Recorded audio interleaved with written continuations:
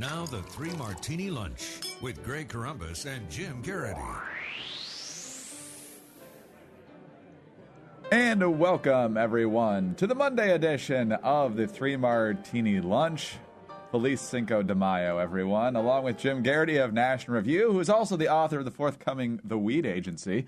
I'm Greg Corombos of Radio America. We've got good, bad, and crazy martinis for you as usual. Jim, we start with the good, and obviously looking at polls 6 months ahead of Election Day could be a little bit optimistic, but anytime you see good news in there, you like to point it out, and that's the result, basically, of a new survey conducted by the folks at Pew and USA Today. People are not happy with Democrats is basically the conclusion here. 65% say their jobs in their community are difficult to find. Only 27% say they are plenty available. That has not budged at all in the past year. 55% disapprove of the Affordable Care Act. 41% approve, and the strong disapproval is very high there as well. And in the generic ballot, 47-43 in favor of Republicans.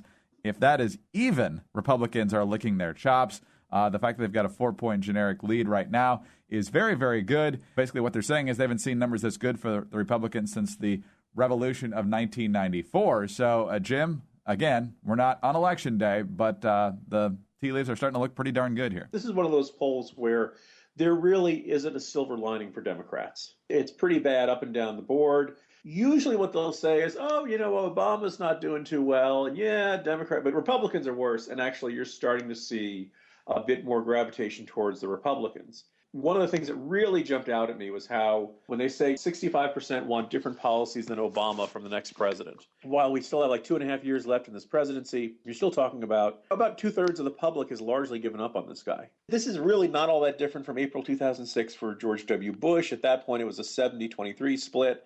This is not where Obama thought he was going to be. And my suspicion is, if these numbers are accurate, the public is starting to tune out Obama. And now when he goes, he's apparently got some big climate change event scheduled for this week. And in addition to all of his Democratic fundraisers he'll be going to in California this week, he's not a tool for his party to get out the vote and to mobilize people unless it's like in a deep blue state or district. And that's obviously not where, Democrats have their problems this cycle. So, yeah, this is obviously, we're a little bit early, but if you're a Republican, this is what you want to see. Now, in the next couple of weeks, we may see the poll numbers bounce around a little bit. But at this point, it's really hard to envision a scenario in which Democrats go into Election Day feeling great. Maybe they can claw their way up a little bit. Maybe the economy picks up a little bit. Increasingly, Obamacare, the economy, a sense of chaos in the world, these things are increasingly getting baked into the cake. The cake is solidifying, creating the political environment. Yes, the quality of the candidate matters. Yes, the quality of the campaign matters. You never know who's going to have this terrible gaffe right before Election Day. I am sure there will be an effort by the Democrats to try to pick somebody and turn him into the Todd Aiken of this cycle. But so far, for an administration that does everything through the lens of politics, you think that they'd be doing better politically, wouldn't you? Case in point, last week, trying to spin the Ben Rhodes email on Benghazi and doing such a poor job that even most of their brethren in the left-leaning mainstream media were calling them out for it. Speaking of Benghazi, if we had taped on Friday just a couple hours later, our good martini might well have been the decision of House Speaker John Boehner to finally create the select committee looking into Benghazi. And the even better news, although I guess it's not officially confirmed yet, Jim, I think we'll probably find out later today, it appears that Trey Gowdy of South Carolina, who is everybody's YouTube favorite when it comes to questioning from the Oversight Committee, looks like he's the choice to be the chairman of this committee, which can make this really, really good. All right, now on to the bad part of this. The Democrats are trying to make it seem as though it's the Republicans who are politicizing this. Here's David Plouffe, President Obama's campaign guru, talking about how he thinks Democrats ought to look at all this. This has been politicized like we've never seen before. And I think what's happening, Richard Nixon talked about a silent majority back in 1968. There's a very loud, delusional minority that's driving our politics, that's in control of the Republican Party. There's no conspiracy here at all. And so they're basically keeping the same talking points they had before last week, Jim. And the question is, if Democrats don't participate or deny its legitimacy, is that going to impact how much the media pays attention here? First of all, I just want to add to your coverage of this, Greg. I have a statement issued by Tommy Vietor, the former spokesman for the National Security Council. It just says, dude, which I think really says it all, making fun of the Tommy Vietor deciding to call Brett Baer dude in his statement. So one of the things that jumps out about this, you saw the reference to there is no conspiracy here. What does the left think that the right's accusation of conspiracy is? They basically think that Republicans are delusional when it comes to all things Obama, and so anytime anything goes wrong, they're going to blame him for it. We made pretty specific accusations about they rather lackadaisically or with using her terrible judgment turned down all of Stevens' requests for additional security and downplayed the threat and got caught basically being asleep at the wheel. That's not a conspiracy, that's just incompetence. Then there's the lack of mobilization of a rescue effort during that night. It sounds like there was a lot of confusion over this. The general who testified last week said they kept waiting for a request from the State Department to launch the rescue mission, and they didn't do it. They didn't get one. Over to you, Hillary.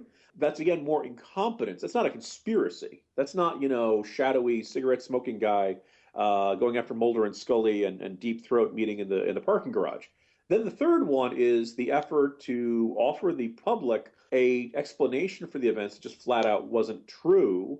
And we've seen this go through with all the emails that got released. We saw the explanation for the events getting less and less accurate over time, not based on anything from the ground, not based on anybody who was witnessing what was going on there. Everybody who was on the ground saying we knew immediately this was an attack. No one was saying this was a demonstration that got out of hand or anything like that.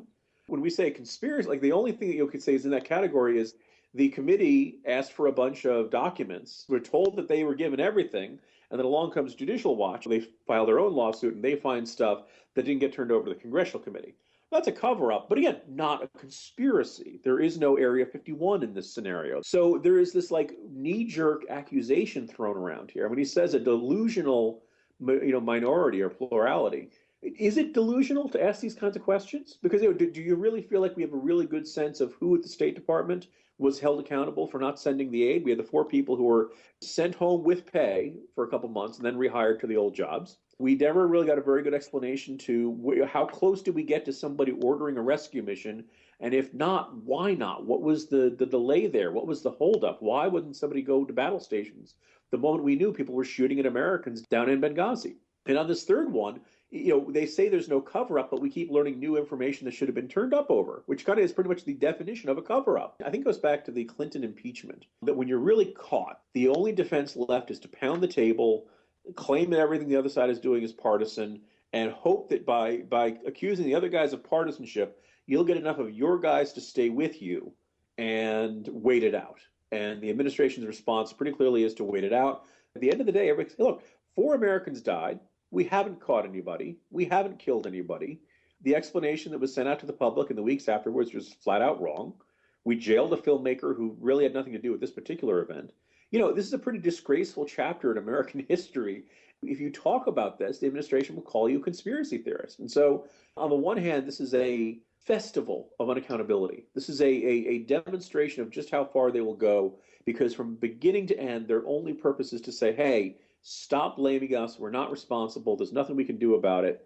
Rather depressing chapter of just how far they'll go and how much they're willing to keep a laughable joke like Carney up on stage, lying to the White House press corps. The crazy Martini now, and that's the White House Correspondents Dinner that takes place on the first Saturday evening in May most years. The president does a comedy routine. They hire a comedian to do a comedy routine. And most years, the president spends most of the time making fun of himself. Obama did a little bit of that this year, talking about healthcare.gov and the fact that one of his kids asked Bill Clinton to be the career day speaker because he was more popular. But most of the time he spent zinging other people, and as you would expect, folks on the right. Here's just a couple examples. At one point, things got so bad, the 47% called Mitt Romney to apologize. Michelle and I watch the Olympics. We cannot believe what these folks do. Death-defying feats. Haven't seen somebody pull a 180 that fast since Rand Paul disinvited that Nevada rancher from this dinner. And speaking of conservative heroes, the Koch brothers bought a table here tonight, but as usual, they used a shadowy right-wing organization as a front. Hello, Fox News. Oh, man, he's awesome, isn't he, Greg? It wasn't horrible, but it just shows that even when he's supposed to be poking fun at himself, he can't resist going after other people instead. Yeah, I mean, a lot of this stuff is going to be in the eye of the beholder, but it does seem like that Obama's self-mocking, Zasha and Malia decided to bring Bill Clinton for Career Day, that's actually kind of complimentary of Bill Clinton. Like even his ones that are supposed to be making fun of himself always seem to be not quite as severe as the digs he takes at other people. He did one about, he heard from a man in Virginia who is sad and depressed. He has a part-time job. He has no prospects and nobody listens to him. His colleagues don't respect him and he's got no, and he says, Eric Cantor, you can call me anytime. A lot of people will say this is kind of in the eye of the beholder. I think it's just safe to say that Barack Obama is not a guy who laughs at himself easily. And he is somebody who definitely enjoys zinging his opponents and doing so at a time when remember the time when he invited Paul Ryan to the speech at GW, and he denounced Ryan 6 Ways to Sunday, tearing it apart with Ryan in the first row. And Ryan's not in a position where he can, pull a Joe Wilson and stand up and say, you lie, without looking like a nut job. He did the same thing with the Supreme Court. There's something about Obama that really enjoys sticking it to people he doesn't agree with in circumstances they can't respond the way they would like to. There are things you can mock about these guys. He did the umpteenth John Boehner is orange joke, which feels a little tired at this point. Again, some might say this is a very tired tradition now. As I put it in the Morning Jolt, the White House Correspondents Dinner has been going on, I believe, for decades and decades. We've had the backlash to it. Now we've had the backlash to the backlash, saying that there's too much hand-wringing and chin stroking over this. It's one night of a dinner. People are not going to change their coverage of the White House just because they get to have dinner with the president in the room once a year. I, for one, as a guy who briefly went to the cocktail hour this year, resent the idea that just meeting someone could turn you into an apostle for their viewpoints. And just on a completely unrelated note, Greg, I'd like to point out, Tim Tebow really got a raw deal from the New York Jets. He's just a fantastic guy, fantastic role model for everyone. I can't believe an NFL team hasn't signed him. And it has absolutely nothing with the fact that I've got a chance to meet him briefly Saturday night. I am incorruptible, Greg, but he's awesome. I feel like there was a little less hype and complaining about the White House Correspondents' Dinner this year, at least in the days leading up to it, because it feels like we've had that conversation. The tradition isn't going away. The only thing I think would be nice is that, considering how we did one a couple of years ago, right before the Bin Laden raid, I would like this to kind of mark the terrorist raid eve in a way. That every year that we invite a correspondent, we're kind of guessing, who's Obama going after? Is it Zawahiri this year? Is it some other foreign leader foreign terrorist? We should just kind of mark that as this. Everybody has a big party, and then the next day we have something even more to celebrate because some terrible person has been wiped off the face of the earth. I also say firsthand, you can definitely see the pre-Salahi era and the post-Salahi era. There used to be a lot more laid back about people getting in, and now you need, to get wanded, and you can't get into the cocktail party without invitation, and this, that, and the other thing. So, thanks a lot, Salahis. You're right on there on a crap list along with Harry Reid. Way to go, Salahis. Way to go. Way to go, yeah. On that note, Jim, have a great day. We'll talk to you tomorrow. See you tomorrow, Greg. Jim Garrity of National Review. I'm Greg Corombos of Radio America. Thanks for being with us today. And be sure to join us again on Tuesday for the next 3 Martini Lunch.